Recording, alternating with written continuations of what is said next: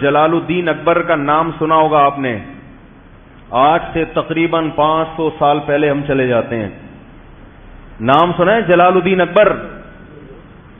اکبر بادشاہ کے نام سے ہندوستان، جس میں بنگلہ دیش بھی تھا، جس میں پاکستان بھی تھا، برما بھی تھا، اس پورے ایریے پر حکومت کس کی تھی؟ شہنشاہ جلال الدین اکبر کی. تقریباً 48 یا 50 سال حکومت کی ہے. اتنا طاقتور ترین بادشاہ. آپ اندازہ لگاؤ اتنے بڑے خطے پر، جس خطے کو انگریز سونے کی چڑیا کہتا تھا، بر صغیر، ہر موسم ہے یہاں پہ، ہر قسم کی پیداوار ہے، ہر قسم کے معدنی ذخائر. اتنی دولت تھی بر صغیر میں کہ عالمگیر بادشاہ رحمت اللہ علیہ نے ایک دفعہ ارادہ کیا کہ میں ہندوستان کی دولت کو سرکاری سطح پہ گننا شروع کرتا ہوں. عاجز آ گئے. یہ تاریخی کتابوں میں لکھا ہوا ہے. اتنا سونا کہ سرکاری سطح پہ ملازمین لگا دیے گئے کہ ان سونے کو گننا شروع کرو. صرف جو سونے کی اشرفیاں تھیں. حکومت اس کام سے، بولو بھائی، ایسا دولت مند تھا بر صغیر. یہ ساری دولت کہاں ہے پتہ ہے آپ کو؟ گورے لے گئے. جو گوروں نے ترقی کی، آج مسلمانوں کو تانا دیا جاتا ہے کہ تم ترقی میں پیچھے، تو وسائل تو جب سارے وہ لے گئے ہیں تو ہم تو چپڑاسی کا کام کر سکتے ہیں. بھائی جس کے پاس پیسہ ہو ترقی تو وہ کرے گا نا. پیسہ نہیں ہے تو آپ اس کی فیکٹری میں ملازم لگ سکتے ہو میرے بھائی، وہ فیکٹری تو وہ لگائے گا. تو یہ اسلام یا مسلمانوں کی وجہ سے نہیں ہے، ہمارے سارے وسائل. تو تنزل کیوں ہوا؟ ہمارے حکمرانوں نے ایسے کام کرنا شروع کر دیے تھے جن کی کوئی لاجک. جلال الدین اکبر بہت طاقتور بادشاہ تھا. اب بادشاہ کے دربار میں ہر قسم کے مولانا لوگ ہوتے ہیں. جو اہل حق علماء تھے وہ بادشاہ سے دور ہو گئے. یہ بہت اہم بات ہے، اللہ کرے کسی طرح دماغ میں اتر جائے. جو اہل حق لوگ تھے نا، وہ یہ کہتے تھے کہ بادشاہ سے قرب حاصل کرنا یہ دنیا پرستی ہے، یہ حکومت کا پٹھو بننا ہے. ہم بادشاہ کا قرب حاصل نہیں کریں گے، کیونکہ بادشاہ لوگ اکثر عیاش ہوتے ہیں. دولت آتی ہے تو عیاشی بھی ساتھ میں آتی ہے.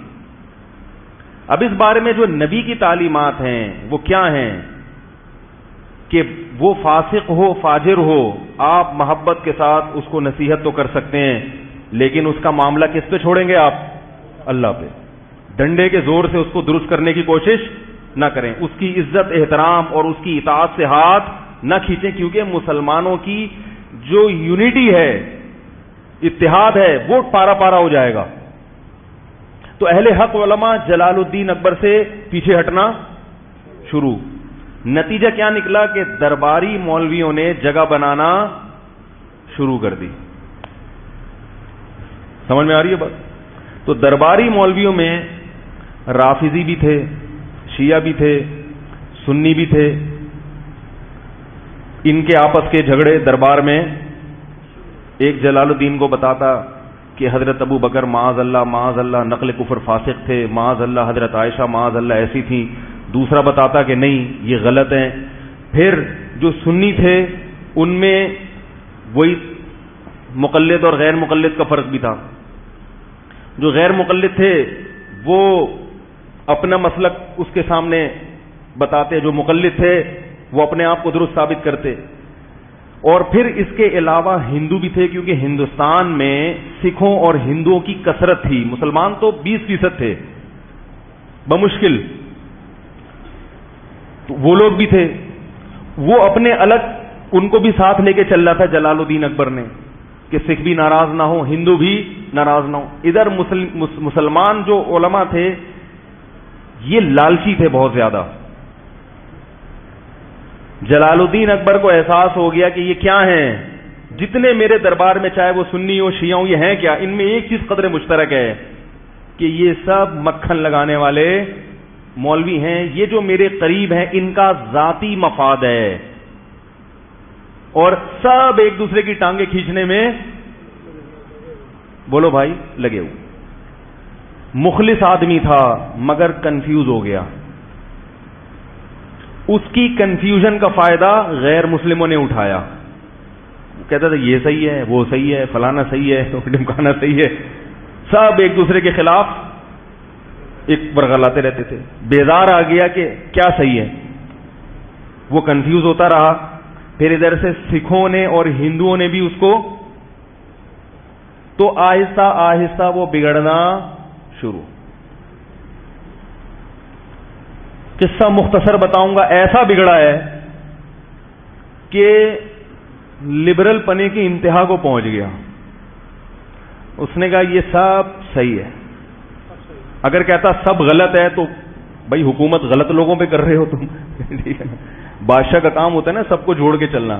اس نے کہا سب کیا ہے، صحیح ہے، اسلام بھی ٹھیک ہے اور ہندو بھی ٹھیک ہے، سکھ بھی ٹھیک ہے. بیزار آ گیا دین اور مذہب سے، یہاں تک کہ ایک وقت آیا کہ کلمے کا اس نے انکار کر دیا. اب جو علماء تھے، جو اہل حق تھے، انہوں نے جلال الدین اکبر کے خلاف فتوے دینا شروع کر دی، کیونکہ اس نے واضح لفظوں میں کفر کرنا شروع کر دیا تھا. خنزیر کی پوجا کرنا شروع کر دی اس نے، خنزیر کی عبادت. اتنا براڈ مائنڈیڈ تو ہمارے زمانے میں بھی خنزیر کی ختنے پر پابندی لگا دی. بہت سارے الٹے الٹے کام کہ آج روح کانپ جاتی ہے، ایسا ہو گیا تھا. تو جب اس نے کفر کرنا شروع کیا اور بالکل واضح، تو علماء نے اس کے خلاف، بولو بھائی، بغاوت ہو نہیں سکتی تھی. اتنا طاقتور تھا کہ ذرا سی اس کو بھنک پڑ جاتی، اس کے سر قلم. بہت پاورفل آدمی تھا. 48 سال جس نے حکومت کی ہو معمولی تو نہیں ہے نا، اور بادشاہوں کے خاندان میں پیدا ہوا ہو، حکومت کرنا جانتا بھی ہو. تو نتیجہ یہ نکلا کہ آہستہ آہستہ ہندوستان میں جو عدالتوں میں اسلام رائج تھا وہ بھی عدالتوں سے ختم ہونا، کیونکہ پہلے حکومت خراب ہوتی ہے پھر لا چینج ہونا شروع ہو جاتا ہے. علماء اس کے خلاف ہو گئے. کوئی عالم اگر اس کو سمجھانے کے لیے، بادشاہوں کو جب بھی سمجھایا جاتا ہے تو پہلے ان کی عزت اور تعظیم، بادشاہ کو سمجھانے کا وہ طریقہ نہیں ہوتا حکومت کو سمجھانے کا جو ایک ملازم کو سمجھانے کا ہوتا ہے. کیا خیال ہے بھائی؟ ملازم کو آپ ایک دفعہ بولے کہ بھائی انسان کا بچہ بن جا، تیرے کو میں نے کیا کر گیا تھا، میں اس پہ وہ اپنی بےعزتی محسوس نہیں کرے گا. بادشاہ کو اگر آپ بولے گے انسان کے بچے بن جاؤ، اس کے منہ پہ جب آپ ایسے بولو گے تو وہ آپ کو کچھ اور بنا دے گا. اس موقع پر مجدد الثانی، الف ثانی کا مطلب دوسری 1000ویں صدی، 1000 سال ختم ہو چکا تھا اور دوسرا 1000واں ہجری کا. حدیث میں آتا ہے نا اللہ تعالیٰ ہر صدی کے شروع میں کسی ایسے مجدد کو بھیجے گا جو دین کی تجدید کرے گا. یہ صحرا مجدد الثانی رحمۃ اللہ علیہ کے سر جاتا ہے، اور اتفاق سے وہ بھی حنفی تھے. میں پھر بھی کہہ رہا ہوں، میرا مقصد اس کو ہائی لائٹ کرنے سے آپ کو حنفی بنانا نہیں ہے، احناف کا بغض آپ کے دلوں سے نکالنا ہے کہ یہ کارنامہ بھی کسی حنفی کے کھاتے میں گیا ہے، ورنہ ہندوستان میں اسلام تہز نہز ہو گیا تھا. یہ وقت کے بہت بڑے عالم تھے اور تصوف میں بھی انتہا کو پہنچے ہوئے تھے. تصوف کا تذکرہ بھی اس لیے کر رہا ہوں تاکہ تصوف کا بغض جو آپ کے دلوں میں بھرا ہوا ہے نا وہ بھی نکالوں. صوفیوں کی 2 قسمیں ہیں، ایک بدعتی اور ایک قرآن و سنت کے پابند. آپ تصوف کا سرے سے ہی انکار کر دو، یہ غلط ہے، یہ غلو ہے، یہ مبالغہ ہے. دین کی خدمت میں، دین کو بچانے میں جہاں مجاہدین کا بہت بڑا کردار ہے، صوفیاء کرام کا کردار بھی کسی سے کم نہیں ہے. اور جہاد میں بھی صوفیہ کا بہت بڑا کردار ہے. اکثر بڑے بڑے جو اسلامی تاریخ میں ہیروز گزرے ہیں وہ کسی بزرگ سے ان کا باقاعدہ اصلاحی تعلق تھا اور کسی کی صحبت میں رہ کے انہوں نے اللہ اللہ کرنا سیکھا تھا. جب تک اللہ کے عشق کی چنگاری بزرگوں کی صحبت میں رہ کے دل میں نہیں لگتی اس وقت تک اتنے بڑے کارنامے انجام دینا انسان کے لیے بہت مشکل ہے. خشک علم جو ہے نا، خشک علم، یہ انسان سے کوئی بڑا کام نہیں کرواتا. تو مجدد الافسانی رحمت اللہ علیہ نے پورے بر صغیر کا سفر کیا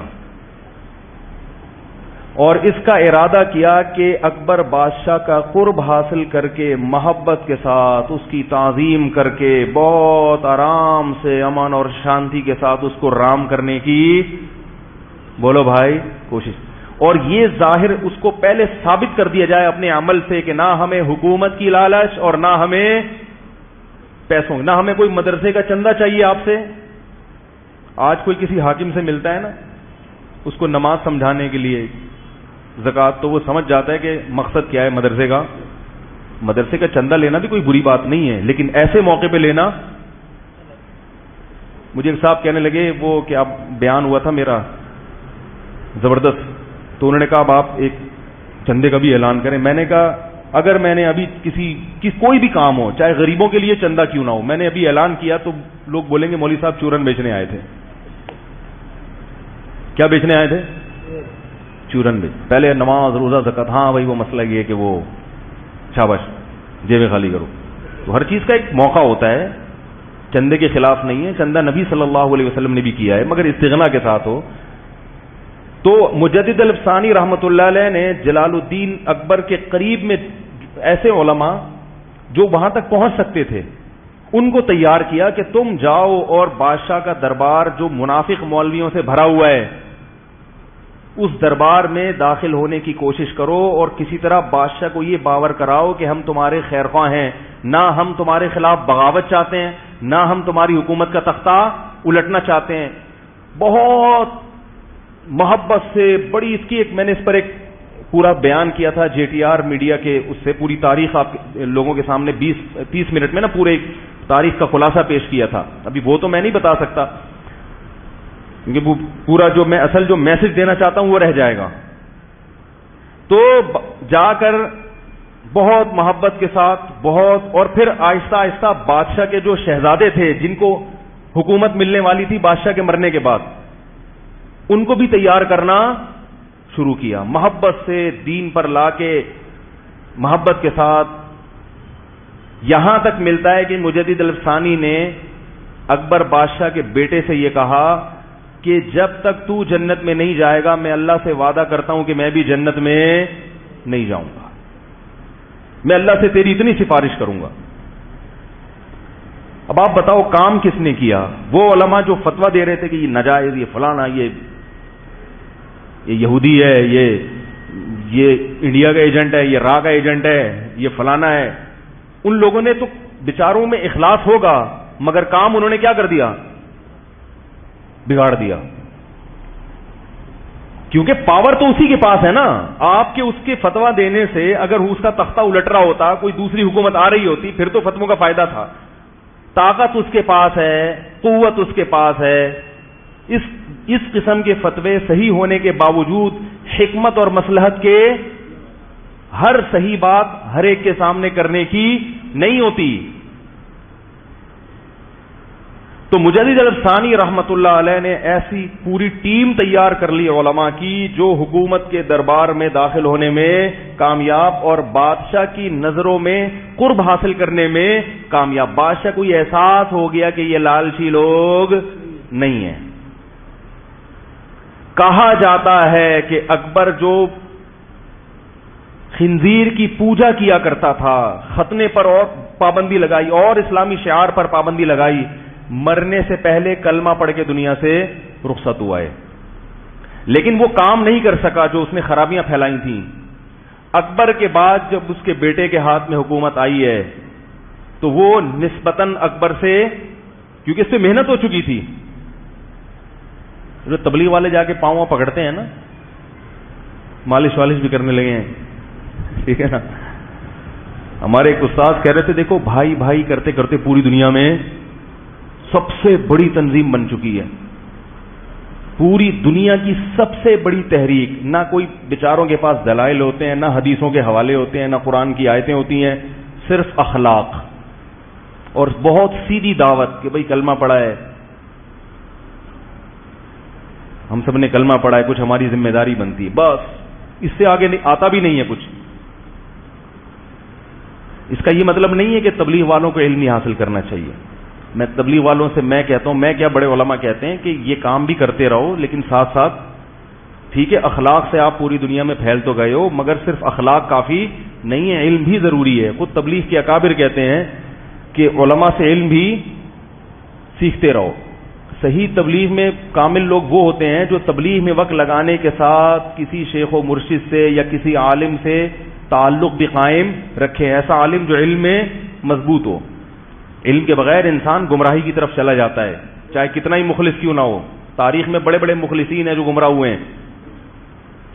تو بالآخر اکبر کی اولاد میں عالمگیر بادشاہ پیدا ہوئے ہیں، اور وہ مجدد الفسانی رحمۃ اللہ علیہ جو ٹیم تیار کر کے دنیا سے جا چکے تھے. حضرت مجدد الفسانی کا تو انتقال ہو چکا تھا، لیکن عالمگیر بادشاہ پیدا ہوئے، وہ مجدد الفسانی کی محنتوں کا نتیجہ تھا. اور عالمگیر بادشاہ رحمۃ اللہ علیہ یہ وہ ہندوستان کی تاریخ میں بادشاہ ہیں جس کی انگریز بھی آج ایمانداری کی تعریف. انہوں نے بیت المال سے تنخواہ لینا بند، ٹوپیاں سی کے اپنا پیٹ پالا کرتے تھے، قرآن کی کتابت کر کے اپنا پیٹ